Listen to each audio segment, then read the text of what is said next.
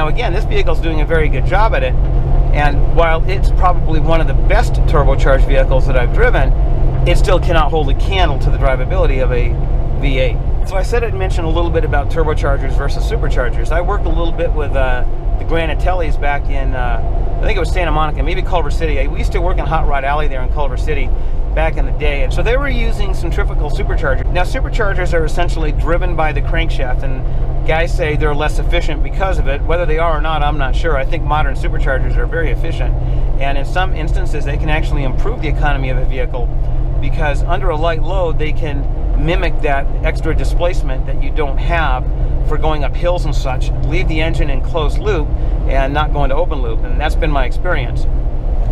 Turbochargers, on the other hand, are trying to use free energy, and they've been doing it for a lot of years. They use the exhaust gas basically to spin a turbine wheel. That turbine wheel, in kind, spins a compressor wheel, which then forces gas into the intake. Now you can say this is free energy from the exhaust. Is it completely free? I don't think so, but it's pretty close. The Europeans have been using turbochargers for a long, long time, and now we're starting to use them also. Look at the EcoBoost motor. But again, it's another technology to make a small engine perform more like a larger engine. And the larger engines are using cylinder deactivation to mimic the smaller engines. Now, there really was a need for turbochargers back in the day and superchargers, because when fighter aircraft or any aircraft got to really high altitude, the air was very thin. So we had to compress air and put it into the chamber, and that's exactly what superchargers and turbochargers do. But when it comes to production vehicles, like a 1-liter turbo, basically what that engine is doing is trying to perform like a 3-liter engine, and they're doing a pretty good job at it. The economies of these engines are actually pretty good, and they're getting down the reliability and the drivability. And I've always said that if you have an OE production calibration that the manufacturer has spent countless hours and millions of dollars on to make it perfect, the production turbochargers and superchargers are very, very good. I drove an LS9 recently in a JK. I drove an LT4 recently in a JK, and an LSA. And with those production calibrations, these things run awesome.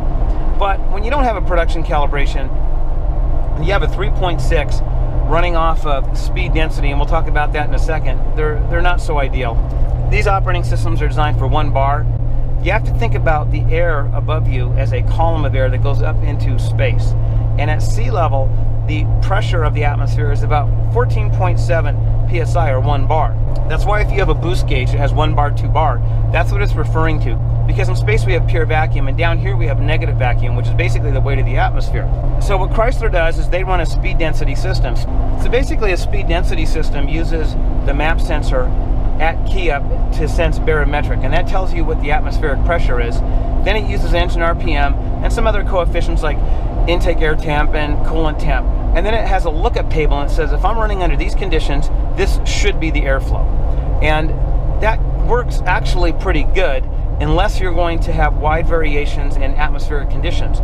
So if the temperature goes from minus 20 degrees to plus 20 degrees, or if you go from 2,000 feet to 12,000 feet, all in the same ignition cycle, then those lookup tables aren't accurate anymore. So one step better than that is to have actual airflow tables, and you need a sensor for that. And that's what GM does with their mass airflow sensors. And it's a more precise, accurate system, and it allows more precision in fuel and spark delivery under a wider variety of environmental conditions.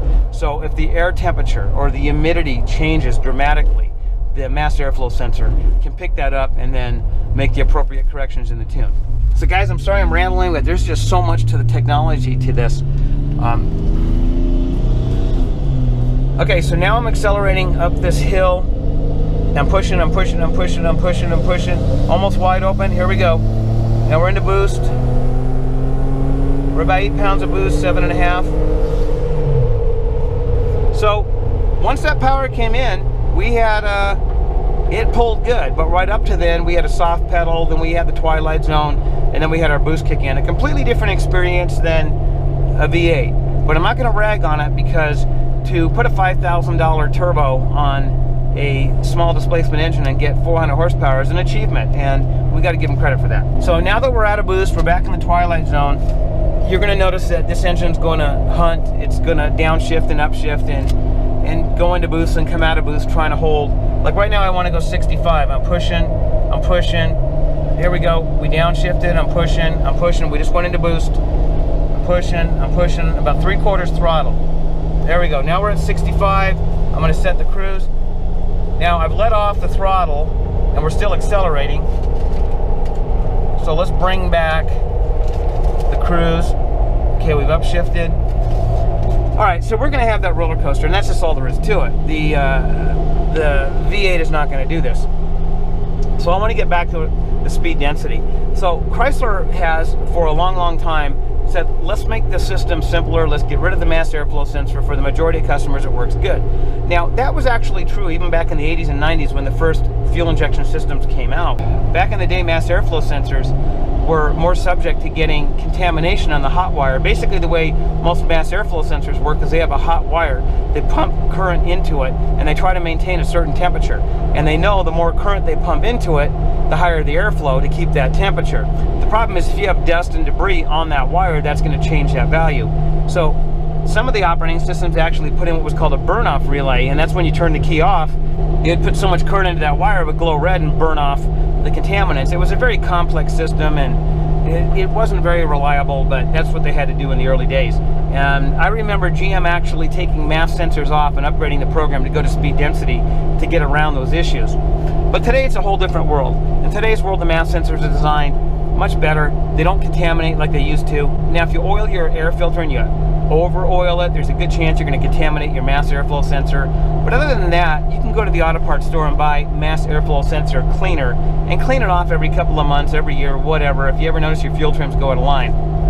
Now, in a production vehicle like the JK, using a speed density system has its advantages and disadvantages. One, it's simpler to tune, and you don't have the problems that you have with a mass airflow sensor. And here's my take on that, and it's a Ford versus Chevy argument, what's better and what's not. I think a properly running mass airflow sensor is the best. I remember the old port fuel injected Corvettes and Camaros with a mass. They ran awesome. They would get 20 plus miles to the gallon. Their throttle response was awesome. It was just an awesome setup. When GM took them off, I think it was a step backward. They took them off because it was simpler, it cost less, and they didn't have to deal with the warranty of the burn-off relays and all that. But those speed density port injected systems just never ran as good. Their mileage wasn't as good. Their throttle response wasn't as good. So a properly running mass system, and if you look at an LT that not only has a mass airflow sensor, but it has a intake air temp sensor, humidity sensor, and a bunch of other sensors, you're getting so much information into the computer that these things can run perfect in almost any condition. Now I'm going from about 2,000 to 6,000 feet. We're going to be going over to the top of this mountain here. And this speed density system is going to have more problem dealing with that than a mass airflow system would. In fact, in some of the earlier systems that didn't have MAFs, the manufacturers would recommend that you turn the vehicle off about every 4,000 feet, key back up, because they use the MAP, or manifold absolute pressure sensor, as a barrel sensor. When you first key up to take that reading, it would take a new reading and then you'd be on your way again. So if you go from 4,000 to 12,000 feet in one ignition cycle and your engine starts to run goofy, just power down and power back up, let it take that reading. Now GM and others have installed barrel sensors right alongside the MAP sensors. And what that does is it gives you a real-time atmospheric pressure reading.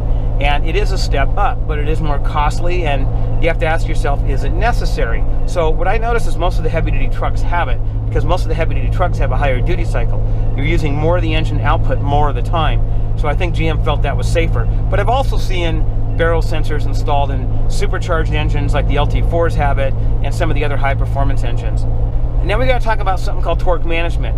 These new operating systems, in order to deliver the power to the transmission and the wheels more accurately, are using something called torque management. Rather than programming the transmission to shift at a specific speed or throttle position, we're actually looking at how much torque the engine's putting out and basing it off of that. That gives you a more comfortable shift and a more accurate shift when you need it to shift, upshift and downshift.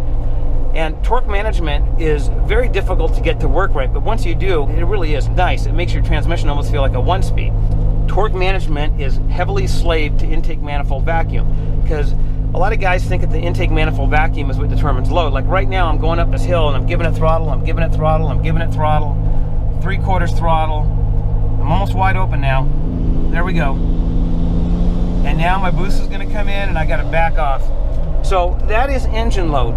And engine load is what tells the transmission how and when to shift. Well, when you take a normally aspirated engine that is speed density, so it has no airflow, and it is using torque management to shift, and then you put a turbocharger on it, you're asking a lot. Because now we no longer have a linear map sensor or intake manifold table. The rules have changed. Now we're going into boost. We're going to that twilight zone, that zero between boost and normally aspirated. And then we go into boost, and the torque management system, because it's not designed for it, really has a problem with that. Now, manual transmission vehicles don't have as much of a problem with it, but the automatics did, and that's why you saw a lot of problems with the early superchargers and the JKs. They're wiping out transmissions, the cruise controls were hunting. They just had a lot of issues, and there's still issues. Instead of just saying superchargers and turbochargers suck, I'm not saying that at all. I'm trying to scientifically explain why we have some of these anomalies when you add a supercharger or a turbocharger to a production engine. Now, if Chrysler had offered a supercharger turbocharged 3.6 or 3.8 engine, I'm sure it would have been fantastic. Look at the new Alfa Romeo engine that they're four-cylinder putting in the JL. When you have a proper 2-bar, 3-bar operating system designed by a manufacturer for that application, then they run great. But the Pentastar and the JK was never designed for boost. I do think there was some Pentastar in Europe, maybe a Maserati, that they were going to design to have twin turbos on it, a bi-turbo, but they never put it in these American vehicles. Therefore, when you put a supercharger or a turbocharger on your JK, it's a battle to get it right. Some guys are happy with the power delivery of a supercharger or a turbocharger.